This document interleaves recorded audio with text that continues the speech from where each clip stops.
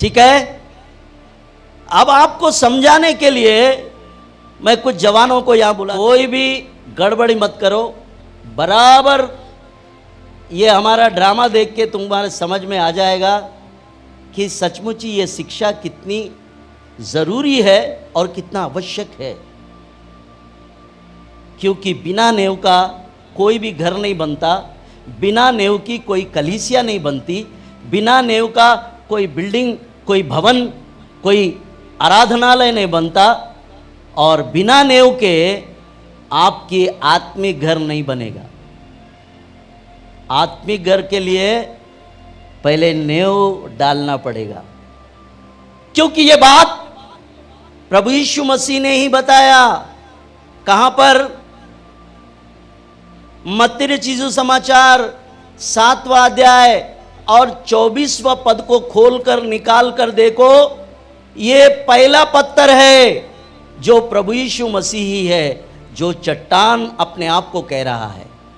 पढ़ लो, पढ़ के फिर हम लोग आगे बढ़ेंगे।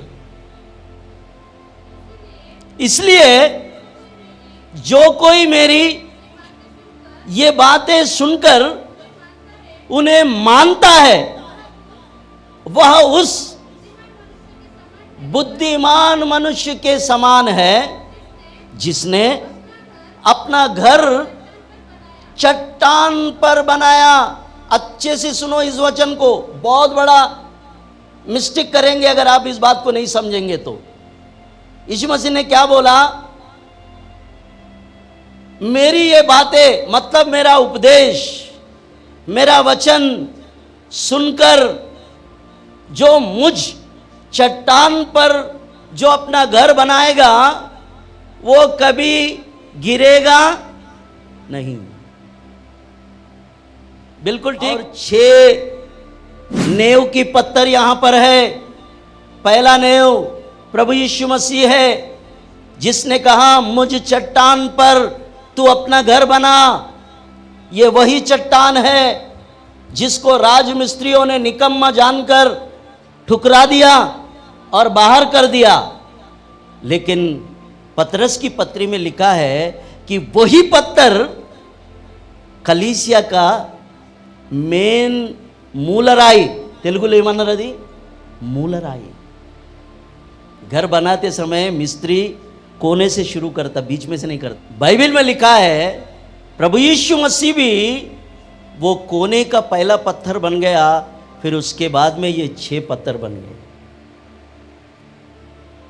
ये 6 पत्थर बाद में के हैं, ठीक है। अब हम लोग आगे बढ़ेंगे। ये नेव रूपी जो शिक्षा है, ये आज तक किसी ने नहीं दिया, बहुत कम लोगों को पता है। ये बाइबल स्कूल में दूसरे सब्जेक्ट पढ़ाते हैं, हमको मालूम है, बहुत सब्जेक्ट है, लेकिन ये प्रेरितों की, कलीसिया की ये शिक्षा रूपी नेव जो है, ये बहुत कम लोगों को पता है। असल में नेव क्या है? असल में नेव ये 6 बातों पर और 7वां प्रभु यीशु मसीह रूपी चट्टान पर डाला गया।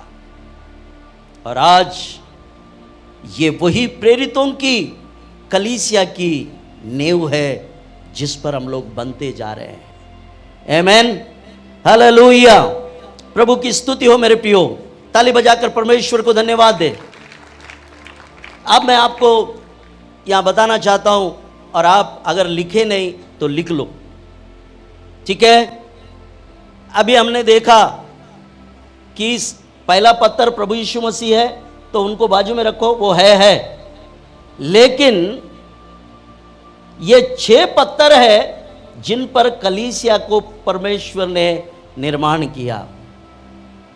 और हमारा आत्मिक घर भी, 2 बातें चल रहे हैं यहां पर, एक अपना आत्मिक घर, दूसरा परमेश्वर का कलीसिया रूपी भवन, ठीक है।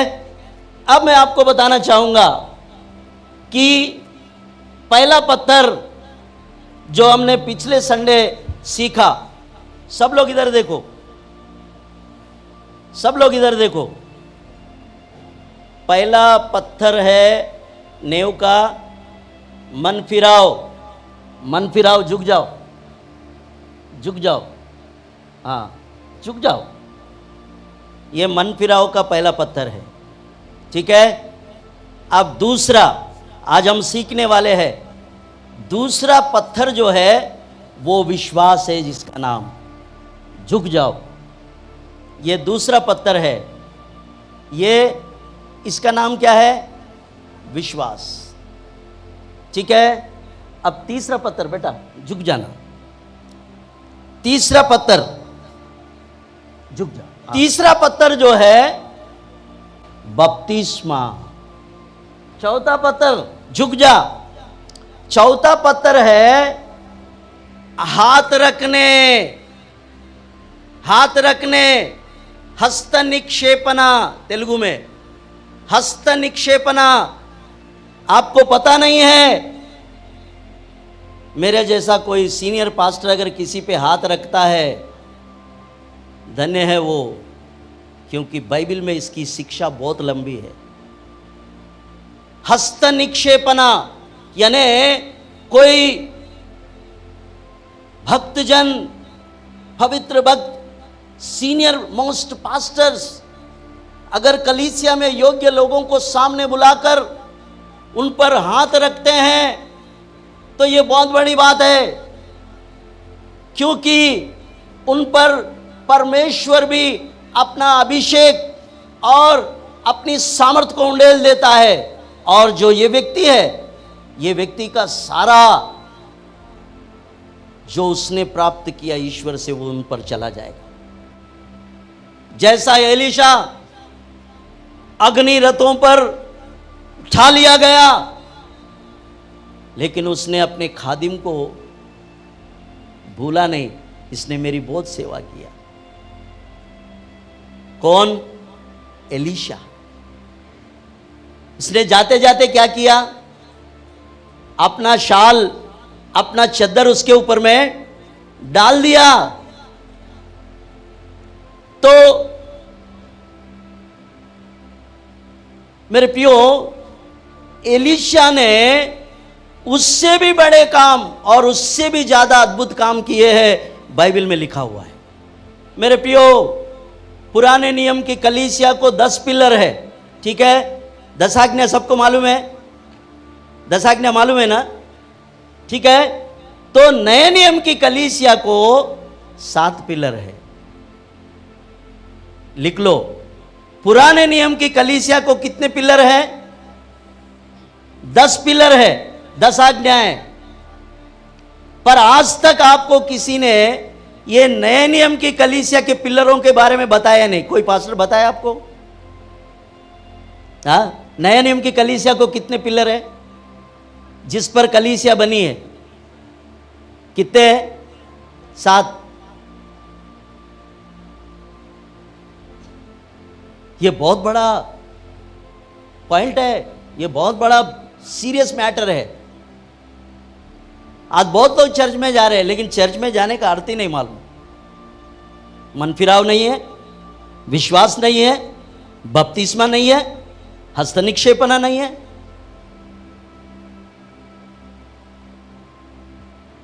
अभी हम लोग कहां रुके हैं? अब पांचवा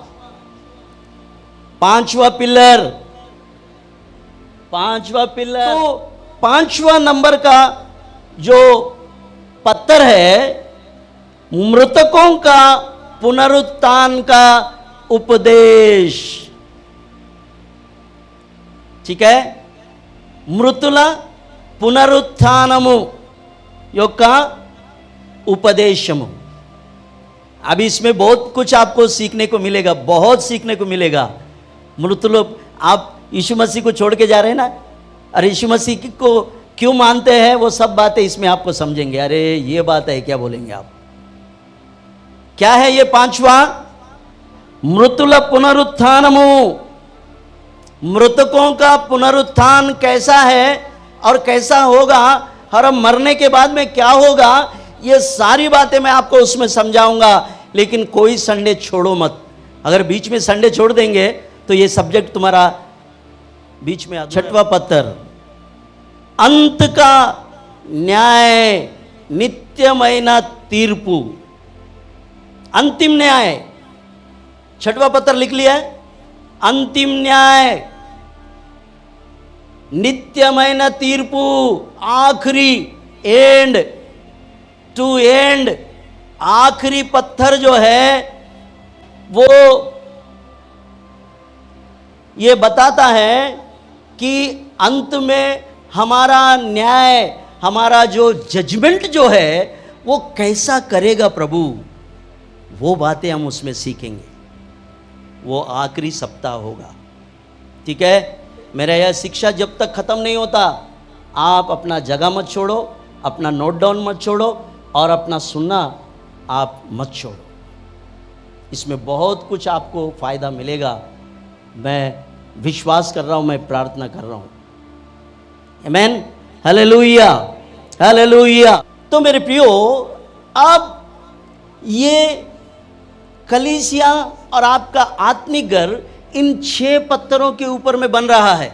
अब उसमें से मैंने पहला पत्थर का मैंने आपको नेव समझा दिया कि मन फिराओ। मन फिराओ कितना श्रेष्ठ है, मैंने पिछले संडे बताया। कितने प्रकार के मन फिराओ बताया मैंने? 3 प्रकार के मन फिराव होता है। बपतिस्मा के पहले हम अपने पापों से मन फिराते हैं, फिर उसके बाद में जीवन के लिए मन फिराते हैं, फिर बाद में विश्वास में चलते चलते कहीं ठोकर खा के गिर गए, कुछ हो गया, उस समय हमारे साथ में कुछ गलत हो गया, तो तब हम लोग मन फिराव करते हैं और फिर प्रभु के राह में फिर से चलना लग जाते हैं। तो రక్షణార్థమైన మారు మనసు మరియు రక్షణను కొనసాగించే మారు మనసు, मारू मनसु एक जैसा नहीं रहेगा, है ना। ये 3 प्रकार के मन फिराव के विषय में मैंने पिछले संडे आपको सिखाया। अब चलो आगे हम लोग आज के सब्जेक्ट में बढ़ेंगे, विश्वास। मेरे प्रियो, विश्वास के विषय में अब हम क्या कहें? इब्रानियों की किताब 11 अध्याय को आप निकाल कर सामने रखो, उसी में सब कुछ है, उसमें बहुत कुछ पवित्र आत्मा ने रख छोड़ा है। इब्रानियों की किताब उसका पहले वचन से ही शुरू हो गया विश्वास की यात्रा, और विश्वास के योद्धाओं का प्रमाण उसमें बहुत कुछ दिया गया। मेरे प्रियो, अब विश्वास क्या है ना? विश्वास जो हम देखते हैं वो वस्तुएं नहीं, परंतु अंधे के बातों का प्रमाण है करके बाइबल में साफ लिखा हुआ है। इब्रानियों 11 और उसके 2 या 3 पद से हम लोग पढ़ेंगे, क्योंकि इसी के विषय में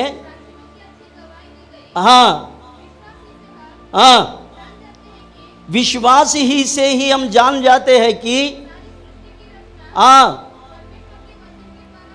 यस,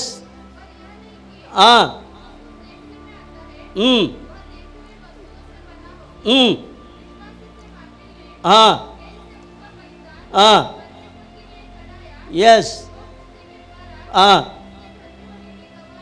ओके, आमेन, हालेलुया। सबसे पहले परमेश्वर को जिसने बलिदान चढ़ाया और सबसे पहले उसी का मर्डर हो गया, समझ रहे?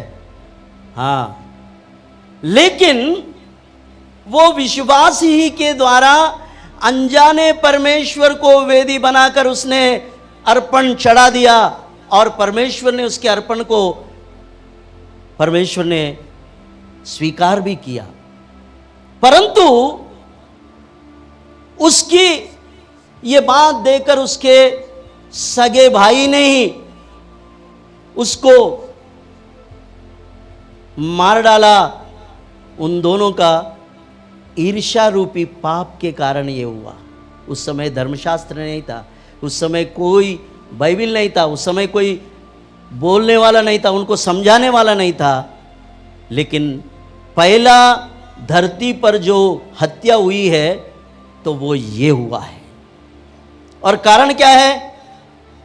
उसने अपने बड़े भाई से भी अच्छा उत्तम अर्पण परमेश्वर के लिए उसने अर्पण किया, वो विश्वास का प्रमाण गिना गया। आमेन, हालेलुया। ये बाइबल की उत्तम शिक्षा है। आज हमने देखा है कि एबेल परमेश्वर को उत्तम भेंट चढ़ाया विश्वास के द्वारा। आमीन। ताली बजाकर परमेश्वर को धन्यवाद है। Hallelujah, hallelujah. प्रभु की स्तुति हो मेरे प्रियो। ऐसा विश्वासी योद्धाओं का जो हमसे पहले थे, कई प्रमाण हम लोग बाइबल में देख सकते हैं। आमीन, हालेलुया। प्रभु की स्तुति हो मेरे प्रियो। इब्राहिम के विषय में लिखा है, विश्वास के विषय में। इब्राहिम को परमेश्वर ने जो बात कही और अनजाने अंधे के परमेश्वर को वो मानो है और उसकी बातें सुनता है और वो जो बोलता है वो करता गया। आज हम बोलते हैं कि परमेश्वर ने बताया क्या? परमेश्वर कैसा बताता है ये तो समझो, सीख लो पहले।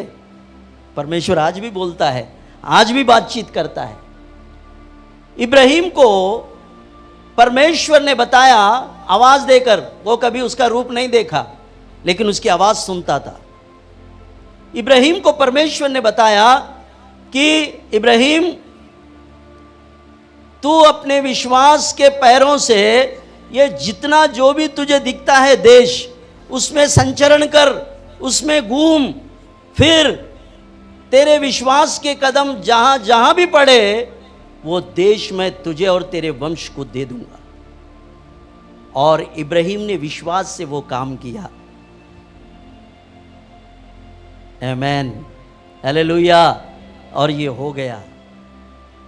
और अपने इब्राहिम ने अपने विश्वास के कानों से सुना और अपने विश्वास की नज़र से परमेश्वर को देखा और अपने विश्वास के पांव से वो उस देश में संचरण किया, संचार किया, घूमा, तो वो देश परमेश्वर ने उसको दे दिया। अगर हमारे विश्वास के कदम हम लोग बढ़ाकर विश्वास के साथ में जिस बात को हम मांगेंगे, परमेश्वर वो हमारे लिए दे देगा। आमीन। कितने लोग इस बात पर विश्वास करते हैं? क्योंकि हम अदृश्य बातों को हम दृश्य में देखते हैं। यही विश्वास है। अगर आप भी विश्वास के साथ में चलेंगे, विश्वास के साथ में करेंगे, तो आपके लिए कोई काम अनहोना नहीं है, लेकिन सब काम आपके लिए होनी में प्रभु बदल देगा। कितने लोग मानते हैं ये बात को? आमीन, हालेलुया, हालेलुया, हालेलुया। मैं आपको एक और सीक्रेट बता देता हूँ। हम इंसान ऐसा दिख रहे, लेकिन हमारे अंदर में 5 इंद्रियां हैं, 5 डायमेंशन इंग्लिश में। 5 इंद्रियां जो है ज्ञानेंद्रिया है और 5 इंद्रियां है वो कर्मेंद्रिया है। अब मैं आपको ज्ञानेंद्रियों का और कर्मेंद्रियों का मैं आपको सीक्रेट बताता हूं बाइबल में से। आपको कितने लोगों को मालूम है 12 वर्ष से लहू भी बहने वाली बीमारी वाली औरत? कितने लोगों को मालूम है? अरे सबको मालूम है, सुनते ही आ रहे हैं ना 30 साल से, बस सिर्फ सुन रहे, लेकिन उसके पीछे का रहस्य पता ही नहीं है। मेरे प्रियो, 12 वर्ष लहू बहने वाली बीमारी से जो ग्रस्त स्त्री थी, उसने जब यीशु का नाम सुना, सुनो अभी अच्छे से, यीशु मसीह का नाम उसके कानों में पड़ गया कि यीशु आ रहा है। हाय क्या बात है। उसी समय उसके अंदर में ज्ञानेंद्रियों ने काम करना शुरू कर दिया कि यीशु आ रहा है। अगर तू जाकर उसके वस्त्र को अगर तू छू लेंगी तो तू चंगाई प्राप्त करेगी। मेरे प्रियो, ज्ञानेंद्रिय जो है आपको काम करने के लिए अगुवाई करती है, मार्गदर्शन करती है, आपको चलाती है। उस स्त्री के अंदर में ये 5 इंद्रियां एक्टिव हो गए और जैसे ही यीशु का नाम उसके कानों में पड़ा, उसके कानों में आया यीशु चंगा करता है, यीशु सर्वशक्तिमान परमेश्वर पिता का बेटा है, वो आ रहा है, इसी रास्ते से आ रहा है। वो 12 वर्ष से लहू बहने वाली बीमारी से ग्रस्त स्त्री के अंदर में उन इंद्रियों ने काम किया और उसको बताया जाके कुछ नहीं, खाली उनका वस्त्र को छू ले बस। जाकर चंगाई की प्रार्थना नहीं करवाई, हो चंगाई की प्रार्थना करवाई थी। बाइबल में क्या लिखा है? उसके ज्ञानेंद्रियों ने उसको समझाया, उसको सिखाया कि जाकर उनके वस्त्र के चंगुल को छू ले, बस हो गया तेरा काम। ज्ञानेंद्रियों ने अगुवाई किया और कर्मेंद्रियों ने क्या किया? काम करवाया। कर्मेंद्र क्या किया? कर्मेंद्र ने हाथ बढ़ाकर, ये कौन सा हाथ है? विश्वास का हाथ। मैंने तुमको पहले ही बताया, उद्धार पाए हुए लोगों का शरीर के अंदर में जितने भी अवयव है, पैर हो, हाथ हो, आंख हो, नाक हो, कान हो, ये सब क्या है? विश्वास के आंखें हैं। तो उस स्त्री ने, ज्ञानेंद्रियों ने उसको जब अगुवाई किया, बताया, तू खाली कुछ नहीं बोले, जाके उसके वस्त्र को, चंगुल को छू ले, बस तेरा काम हो गया। उसने अपने मन में ठानी कि उतने भीड़ में से वो जाकर लोगों को हटा के जाके, जो उसको ज्ञानेंद्रियों ने जो अगुवाई किया, जो मार्गदर्शन किया, जो ज्ञान दिया, वो ज्ञान के अनुसार वो गई और जाकर विश्वास का ये हाथ बढ़ाकर यीशु मसीह के वस्त्र के चंगुल को पकड़ ली। अभी यहां पे कितने काम दिखे आपको? एक विश्वास और एक कर्म। इसलिए बाइबल में लिखता है कि विश्वास के बिना कर्म जो है वो मरा हुआ है। दोनों होना चाहिए, विश्वास भी और कर्म भी, क्रिया। इसलिए मैंने आपको बताया 5 कर्मेंद्र भी हमारे अंदर में रहते हैं। Hallelujah, hallelujah. कितने लोगों को समझा ये बात? समझा? अच्छा लगा? हाँ, विश्वास के जीवन में आप अगर ऐसा चलेंगे तो आप सक्सेस रहेंगे। आपको चंगाई परमेश्वर ऐसे ही दे देगा, कुछ नहीं है। इधर रखो और जाके काम करो। इसलिए अब हबक्कुक की किताब 2 अध्याय और उसके 4 पद में आप देखेंगे तो वहां पर भविष्यद्वक्ता कहता है कि विश्वासी व्यक्ति वो विश्वास के द्वारा जीता है। आमेन। हबक्कुक की किताब 2 अध्याय और उसका 4 पद को देखे मेरे प्रियो।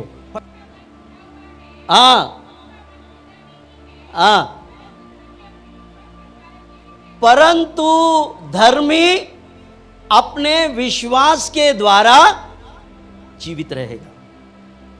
क्या बात है! आप धर्मी हैं?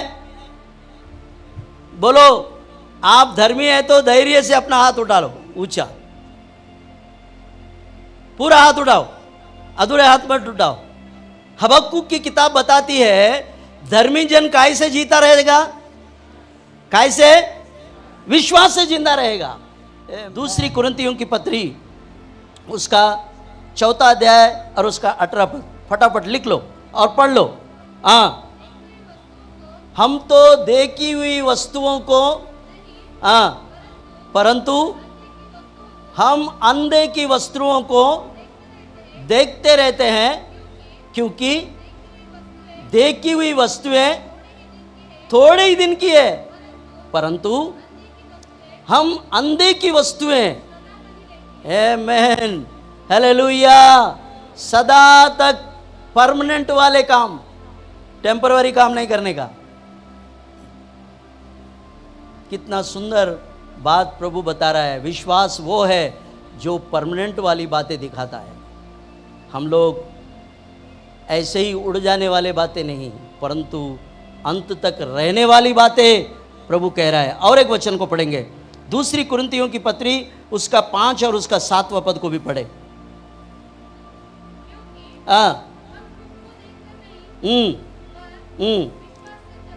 हम रूप को देखकर नहीं परंतु विश्वास से चलते हैं। अब्राहम ने विश्वास से चला और वो सारा देश प्रभु ने उसको दे डाला। और पहला कुरिन्थियों की पत्री 12 और उसका 9 पद, किसी को उसी आत्मा के द्वारा और किसी को आमेन, हालेलुया। विश्वास भी एक वरदान है मेरे प्रियो। आपको परमेश्वर से प्रार्थना करके ये वरदान मांग लेना है, प्रभु मेरा विश्वास का उपाय कर, मेरा विश्वास को बढ़ा। आमेन। और विश्वास तभी बढ़ता है, वचन में लिखा है कि तुम परमेश्वर के वचनों को सुनने के द्वारा हमारा विश्वास बढ़ता है। हालेलुया। विश्वास कोई दुकान से खरीद के लाने वाली बात नहीं है। विश्वास कैसे बढ़ता है? परमेश्वर के वचन को सुनने के द्वारा, और वो भी प्रभु यीशु मसीह के वचनों को सुनने के द्वारा हमारा विश्वास बढ़ता है। अन्यथा विश्वास बढ़ने का और कोई चांसेस नहीं है। परंतु यहां बताया गया विश्वास जो है पवित्र आत्मा के द्वारा दिया गया एक वरदान है। हालेलुया। क्या है वो? वरदान भी है। अगर हम परमेश्वर से मांगते हैं कि मुझे ये वरदान चाहिए, मुझे ये विश्वास का वरदान चाहिए, तो परमेश्वर आपको जरूर देगा, क्योंकि उसी आत्मा के द्वारा विश्वास भी बढ़ता है और चंगाइयाँ करने का भी वो वरदान उसी में से दिया गया है। तो मेरे प्रियो, परमेश्वर पिता का धन्यवाद हो। विश्वास रूपी ये पत्थर, ये पिलर जब आपके अंदर में बन जाएगा तो आप एक मजबूत चट्टान की तरह आप एक सुंदर नेव बनेंगे। तो आप पर परमेश्वर अपना भवन और अपना आत्मिक घर आपको बना के देगा। Hallelujah, hallelujah. प्रभु की स्तुति हो मेरे प्रियो। ताली बजाकर परमेश्वर को धन्यवाद दे। आज हमने दूसरा पत्थर रूपी नेव को हमने देखा है। कितने नेव हो गए अभी? एक हो गया मन फिराव का पत्थर और दूसरा हो गया विश्वास का पत्थर। अब अगले सप्ताह में बपतिस्मा रूपी जो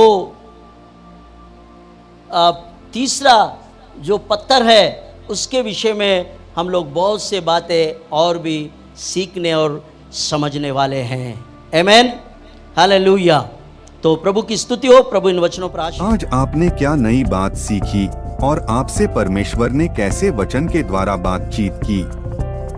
हमें आप कमेंट्स द्वारा हमें बता सकते हैं।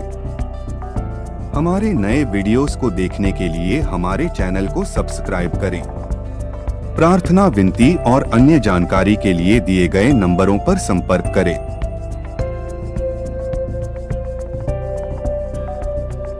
धन्यवाद। प्रभु आपको आशीष दे।